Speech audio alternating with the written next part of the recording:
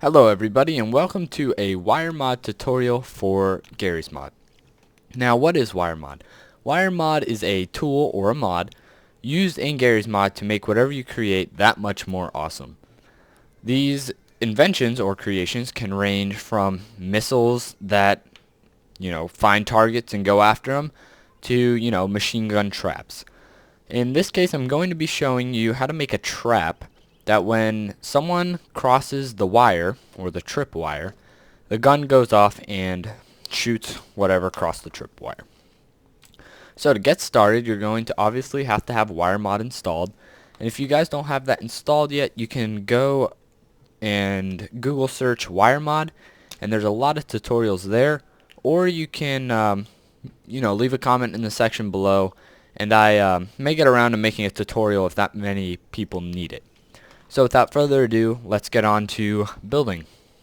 So all you're going to want to do is you're going to want to hold down Q or whatever your hotkey is to open up this menu here, and you're going to go under Wire in the top right and scroll down to the Detection tab and click on Ranger.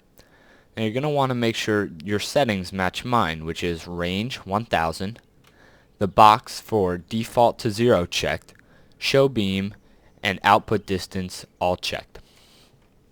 After you have that, you're just going to use the Ranger tool, and you're going to put it about, guesstimate where about shin to knee height is on your character.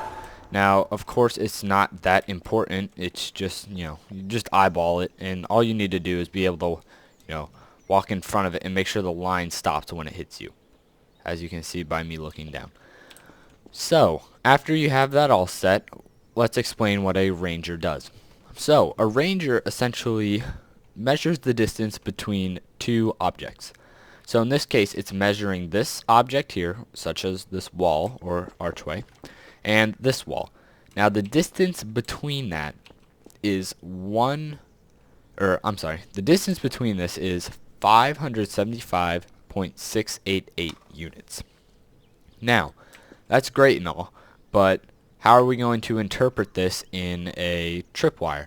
Well, as you can see, when someone crosses in front of it, such as me right there, the value shrinks. You can now see it says 135.98 around there. So you can definitely see it change when I'm not in front of it, such as 575.688, and when I am in front of it, it changes. So what we need to do is, we need to incorporate that into firing off a gun. So what you're going to do next is you're going to go back under your wire tab, down to wire input/output, and you're going to want to click on constant value. Now before you start editing the settings and placing that, you're going to want to remember your distance that is shown on the Ranger here.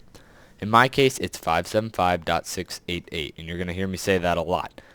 So what you want to do is whenever you have this value, you always want to round down. So in my case, I'd round down to 575.000, or just 575.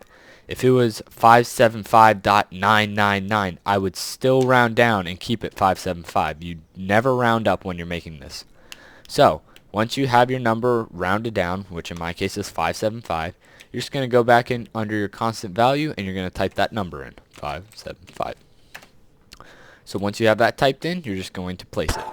Now a constant value, whether you have figured it out or not yet, is this box here, which has a constant value of whatever you type in it. And it will always stay that value and it will not change. So once you have that placed, we're going to want to compare these two values. What you're going to do is you're going to hold down Q, go under the, let's see here, you're going to want to find the control tab, and under the control tab you're going to find gates. You're going to click on that. You're going to click comparison gates below. Don't worry about any of these settings. Just make sure they match mine, but mine are default, so they should already be the same. You're just going to go ahead and click on comparison gates and go to less than.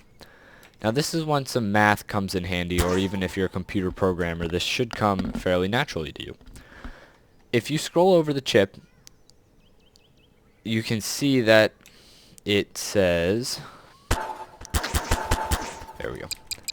Alright, so you can see that it says wire gate less than, and then it says A less than B equals 0. So what that essentially means, and don't mind this because I accidentally deleted the constant value. But, alright, so once you have that chip down, the gate essentially, the less than gate, if you hover over it, it reads as A less than B equals 0. Now ignore the equals 0 part right now, because what we're looking at is the two values that this chip takes, which is A and B. So this chip essentially puts in the sentence or the equation, A is less than B. So if A is in fact less than B, it equals 1. If A is not less than B, it equals 0. So as of now, it equals 0, so it's not true, and that's partially because we don't have anything hooked up to it. So to wire it up, or hook it up, you're going to want to go back under the wire tab, all the way down to the bottom, and click Wire Advanced. And despite the name Advanced, it's actually a lot easier than the other wire tools, in my opinion. So what you're going to do is you're going to hover over the chip, and you see A and B come up. Those are your two values. What you're going to want to do is you're just going to click on A with a left click, and you're just going to drag it down to distance. So click it and then click on distance. And you can see that this little wire animation comes up to know that you have it linked to the chip. Now you're going to want to link B to the constant value. And to do that, you can either look at it and right click to switch between A and B, or use your scroll wheel if you'd like. So just click on B, then go down to the constant value. Now it reads, since we have A as the ranger, 575.688 is less than 575. Now is that true? No, because 575.688 is bigger than 575. So it's false, and you can see that because it's represented by equals 0 at the end. Now if I step in front of it and make this ranger 56, is 56 less than 575? Yes. So if we scroll over it, you can see it now says equals 1, because that statement is true. Now that we have it knowing when we step in front of it and when we're not in front of it, it essentially sends an on signal when it's less than or when it's true, and an off signal when I'm not in front of it or when it is bigger.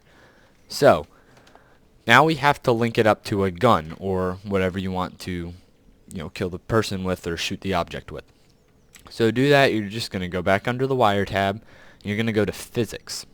The physics tab is near the bottom, and you're just going to click on turret. Now there's a whole bunch of turret skins up here. I'll pick the pistol for now, but you can put whatever you want. You can change the sounds, but you need to match these settings, which is bullets per shot 1, damage all the way up to 100, which if the player is given a normal health of 100, which most players start at, it should be an instant kill. Now you're going to want to put the bullet spread all the way down to 0, so there's no chance of it missing. And you can put the bullet force wherever you want. I keep mine at max. Now you're going to want to put this at around central mass. That way when they shoot, or when the actual gun fires off, you're not going to miss by going for the head or doing some fancy shot. It's just going to guarantee a hit. So after you have that set, we need to wire it up. So go back down to Wire Advance, scroll over the gun, and you see it says fire. Click on it and go to the output of the chip.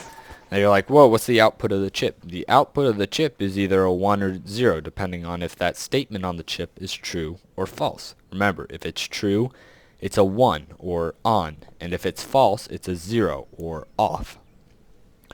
So as of now, if you scroll over the chip, it says equals 0, so off. And since the chip is off, the gun is off. But if we step in front of this wire, and remember, make that statement true, it's going to put out a 1 and turn the gun on. So we can test this out by spawning an NPC or a zombie and have it walk in front of our line. And we see that it works. It doesn't quite kill off the head crab because of the fact that we're shooting at middle mass, but it will kill off a normal human because normal humans don't have head crabs on. But since we know it works, and you know it may have a couple bugs where you saw there where it doesn't kill them all the way at first, but for the most part it should get the kill and get the job done.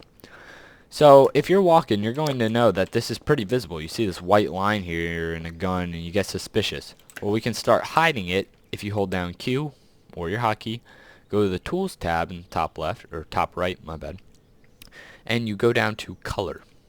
Now, it doesn't matter what color you have here. All you're going to do is you're going to want to click in this checkerboarded area and bring it all the way down to 0. Now, whatever you click on will turn transparent. So you can just click on everything, and as you see, everything's transparent now. And you're like, oh my gosh, I just deleted it. No, you just made it transparent. And we can prove this by, if we look and we spawn another zombie, and he eventually walks over here, it still kills, which is completely awesome. Now, what if you need to edit it? Well, you can make it visible again by, you know, dragging the this bar all the way back to the top, and if you turn on your flashlight, you can somewhat see it. And that's the only giveaway, you know, there is, but unless you're walking around with a flashlight, you're not going to see it. But, you know, that's that, and that's the trap. And again, to make it invisible, just all the way down and, you know, click on everything that you want to make invisible. And there you go. It's virtually undetectable without the flashlight.